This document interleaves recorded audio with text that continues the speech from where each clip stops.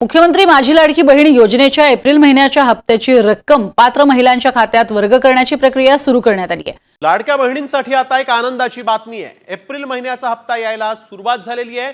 पुढील 2 ते 3 दिवसात सगळ्यांना मिळणार आहेत। पात्र लाडक्या बहिणींच्या खात्यातच पैसे जमा होणार असल्याची माहिती मंत्री आदिती तटकरे यांनी दिलेली आहे। वाटते की मानधन जे आहे ते काही रखडलेले नाही। आम्ही वेळोवेळी त्या संदर्भातला आढावा घेत असतो आणि मानधन जे वेळेवर त्यांच्यापर्यंत उपलब्ध व्हावं या दृष्टिकोनातून विभाग आम्ही त्याच्यावर अतिशय बारकाईने लक्ष केंद्रित करून असतो। महिना टू महिना त्यांचं मानधन जे आहे हे त्यांच्यापर्यंत पोहोचलेलं आहे। एप्रिल महिना मार्च महिन्याचं बजेट सादरीकरण झाल्यानंतर साधारणपणे एप्रिल महिन्यामध्ये नवीन आर्थिक वर्षाला सुरुवात करत असताना एक 5-10 दिवसांचा विलंब होत असतो, पण हा रुटीन असतो, हा दरवर्षी होत असतो। त्याच्यामध्ये कारण ते जे ट्रान्झिशन असतं ते त्या निमित्ताने म्हणजे नवीन वर्षाच्या ह्याच्यामध्ये होत असतं, त्यामुळे ते प्रत्येक जो विभाग असतो त्याच्यामध्ये हा मार्च ते एप्रिल जो असतो, मार्च एंडिंग आणि एप्रिल महिना नवीन आर्थिक वर्ष, तर याच्यामध्ये जो काही एक थोडा ग्लिच असतो 10-15 दिवसाचा हा रुटीन असतो। पण मानधन कुठल्या महिन्याचं त्यांचं रखडत नसतं आणि आम्ही त्या संदर्भामध्ये अतिशय लक्ष केंद्रित म्हणजे प्रॉपर त्याच्यावर आम्ही लक्ष ठेवून असतो। यंदाच्या अर्थसंकल्पामध्ये काही ऐतिहासिक घोषणा सुद्धा आहेत, पण त्याचबरोबर राज्याला शिस्त, आर्थिक शिस्त ही येण्याच्या दृष्टिकोनातून, त्याचबरोबर उत्पन्न वाढण्याच्या दृष्टिकोनातून याच्यामध्ये अनेक बाबी असतील। एक महत्त्वपूर्ण घोषणा ही आदरणीय फडणवीस साहेबांनी केली, ती म्हणजे मुख्यमंत्री माझी लाडकी बहीण ही योजना ही त्या ठिकाणी कायमस्वरूपी अशाच पद्धतीनं सुरू राहील या संदर्भातली त्यांनी घोषणा केली आणि त्यासाठी सुद्धा अधिकाधिक सक्षमपणाने ही योजना पुढच्या कालावधीमध्ये राबवण्यात येईल या दृष्टिकोनातून त्यांच्या मार्गदर्शनाखाली दोन्ही उपमुख्यमंत्री आदरणीय शिंदेसाहेब, आदरणीय सुनेत्रा काकी यांच्या मार्गदर्शनाखाली आम्ही पुढच्या कालावधीमध्ये राबवू।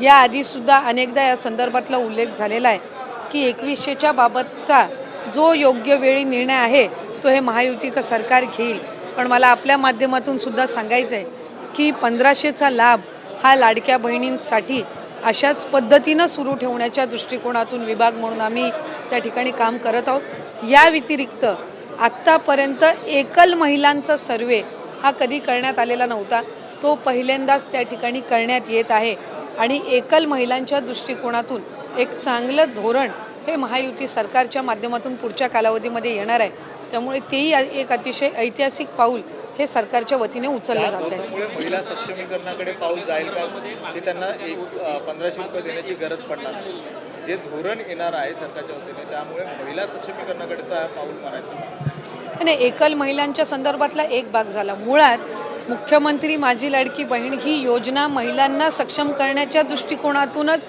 पहिल्यांदा आणण्यात आली आणि आज साधारणपणे ज्या पद्धतीनं हा लाभ सुरू आहे, अनेक अशा महिला आहेत ज्यांनी त्या 1500च्या लाभातून ज्या आपल्या घरखर्च भागवतात, अनेक त्यांचे आरोग्य उपचार असतील ते सुद्धा करतात, पण लघु उद्योजकाकडे सुद्धा किंवा छोट्या मोठ्या व्यवसायांकडे सुद्धा ह्या 1500च्या लाभाच्या दर महिन्याच्या माध्यमातून महिलांनी पाऊल उचललेली आहेत आणि आमच्यासाठी अशा अनेक सकारात्मक ज्या केस स्टोरीज आहेत या निश्चितपणाने लक्षात घेऊन पुढच्या कालावधीमध्ये फायनान्शियल लिटरसी ज्याचा उल्लेख किंवा आर्थिक सक्षमता महिलांमध्ये आणणं ह्या दृष्टिकोनातून आम्ही काम करणार आहोत, जेणेकरून लखपती दिदी असतील यांचं उद्दिष्ट गेल्या वेळेला 37 लाखाचं होतं। 37 लाख माता भगिनी या लखपती दिदीच्या त्या ह्याच्यामध्ये लाभ घेत आहेत, म्हणजे वार्षिक त्यांचं उत्पन्न 1 लाखाच्या पुढे जात आहे। त्याच पद्धतीनं यंदाच्या याच्यासाठी 25 लाखाचं उद्दिष्ट हे ठेवलेलं आहे। त्याच्यामुळे एका बाजूला लखपती दिदी आणि एका बाजूला लाडकी बहीण योजना अशा पद्धतीनं सुरू असताना हे महिलांच्या सक्षमीकरणासाठी उचललेलं हे अतिशय महत्त्वपूर्ण पाऊल महायुतीच्या सरकारच्या माध्यमातून आहे।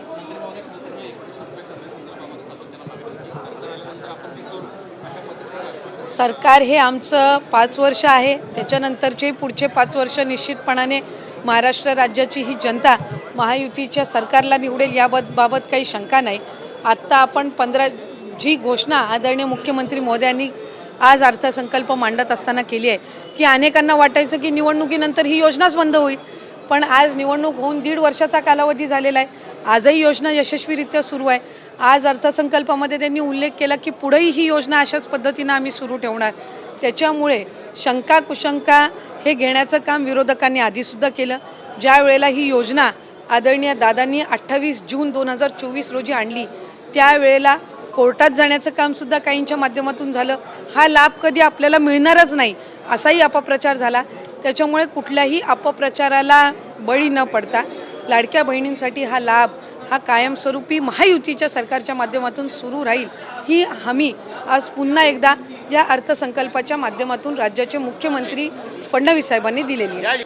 आणि आज राज्याचे मुख्यमंत्री देवेंद्र फडणवीस साहेबांनी हा अर्थसंकल्प सादर केला. मी सुरुवातीला खरं तर त्यांचेही अभिनंदन करीन.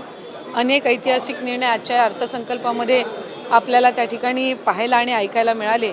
त्याच्यातलं शेतकऱ्यांच्या कर्जमाफीचा निर्णय असेल, 2 लाखापर्यंतची कर्जमाफी ही त्या ठिकाणी सप्टेंबर 2025 पर्यंत ज्यांनी त्या ठिकाणी जे पात्र त्या आपल्या योजनेमध्ये ठरतील किंवा निकषामध्ये ठरतील यांच्यासाठी 2 लाखापर्यंतची कर्जमाफी ही त्या ठिकाणी घोषित करण्यात आली.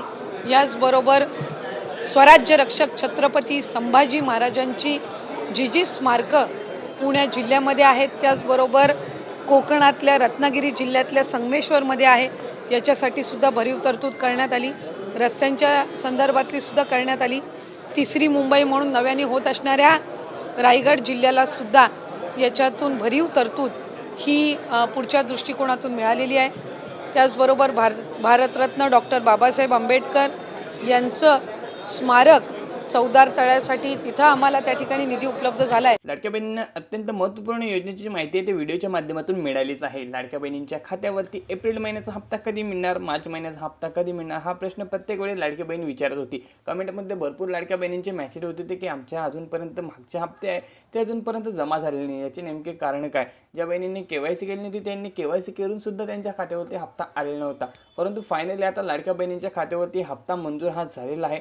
अर्थसंकल्पामध्ये याची आधीच तरतूद करून ठेवलेली होती. नवीन आर्थिक वर्षाला सुरुवात झाल्या असल्यामुळे काही दिवसांचा कालावधी हा लागत असतो. आधीच तटकरे यांनी स्वतः या व्हिडिओच्या माध्यमातून संपूर्ण माहिती सांगितली आहे.